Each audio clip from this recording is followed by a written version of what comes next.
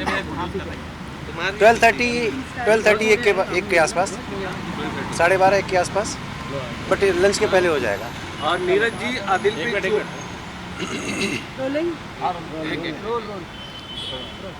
नीरज जी, जो आदिल पे आरोप लगाई है राखी सावंत ने, उस पर क्या कहना है और आपकी तरफ से क्या उस पर राय है? देखिए, पहले तो उनका केस ये था कि उन्होंने जो एफआईआर लॉन्च कराई थी, एफआईआर नंबर 119 ऑफ 2023, उसमें ये एलिगेशन था कि उन्होंने, मेरे क्लाइंट ने उनका पैसे के साथ में हेराफेरी की है। सो सेक्शन जो अप्लाई हुए थे वो 406, 323, 504 और 506 पार्ट 2 था। उसके बाद मेरे क्लाइंट को राखी के घर से अरेस्ट उठाया गया, जिस टाइम पे वो लड़का अपना कपड़ा लेने गया था, वो राखी के कहने पे आया था। उसके बाद फिर वो यहाँ पे आने के बाद पुलिस ने उससे सेक्शन 41 का नोटिस पुलिस स्टेशन में ही सर्व किया। उसके बाद मेरे क्लाइंट का डिटेल स्टेटमेंट रिकॉर्ड हुआ, जिसमें मेरे क्लाइंट ने सारी चीज़ें क्लियर करी कि पैसे का लेन देन कैसे क्या हुआ था, क्या नहीं। उल्टा मेरे बहुत ही ह्यूज अमाउंट लगा हुआ है, मैंने खर्च किए।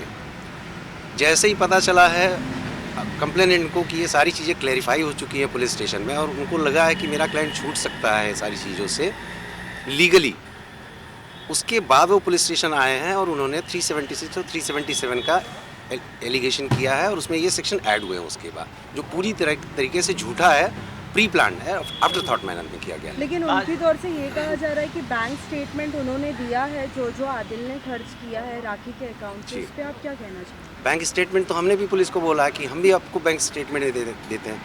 हमने अपना सारा बैंक का वो डिटेल दिया हुआ है, मेरा जो पर्सनल अकाउंट है वो भी दिया हुआ है, जो हमारा बिजनेस अकाउंट है राखी के साथ में जॉइंट जो ऑपरेट होता था, उसका भी डिटेल दिया हुआ है। Let the police investigate, the truth will come forward.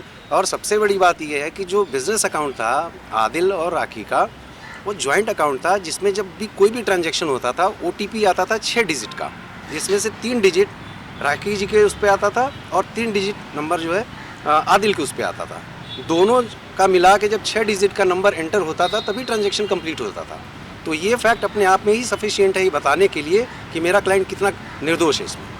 Sir 406 लगाया गया है, जिसका अगर कहें तो है धोखा देना कहें, क्रिमिनल ब्रीच ऑफ ट्रस्ट। तो फिर शादी क्या हुई थी या उसके आधार पर आरती आरोप लगा रही है? नहीं, वो 406 वो पैसे रुपए के लेन देन किया उस पर लगा रही हैं। उनकी शादी हुई है, वो तो एडमिटेड फैक्ट है। उन्होंने मीडिया के सामने ही हमेशा वो किया कि वो उनका पति है, और इस्लामिक रीति रिवाज से शादी हुई है सबकी।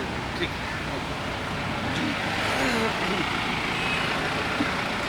वो क्या करना? नहीं, अभी तो बाकी है। और आज कोर्ट में किस तरह के इस केस को चैलेंज करने वाले हैं आप, और क्या उम्मीद है आज की जमानत होगी या क्या रहेगा? अभी देखिए, अभी कोर्ट में अभी इनको प्रोड्यूस किया जाएगा, प्रोसिक्यूशन की क्या दलीलें होती हैं सामने से, और हमारी जो भी है जो फैक्ट्स है वो हम कोर्ट के सामने रखेंगे। Let the honourable court decide. Car के बारे में भी कहा गया है कि कार उन्होंने स्टील की थी राखी की, और वो लड़की के बिल्डिंग में उन्होंने पार्क किया था। क्या ये सभी बातें सच? जी नहीं, ये सारी बातें झूठी है। पहली बात तो कार मेरे क्लाइंट की है, और वो क्लाइंट मेरे क्लाइंट के कहने के हिसाब से मेरे क्लाइंट की गाड़ी जो है और चाबी वो राखी जी के घर पे ही पड़ी हुई है, और पुलिस को हमने ये बातें बताई हैं। लेट पुलिस को उनको गाड़ी को रिकवर करने दीजिए, सच्चाई खुद ही सामने आ जाएगी।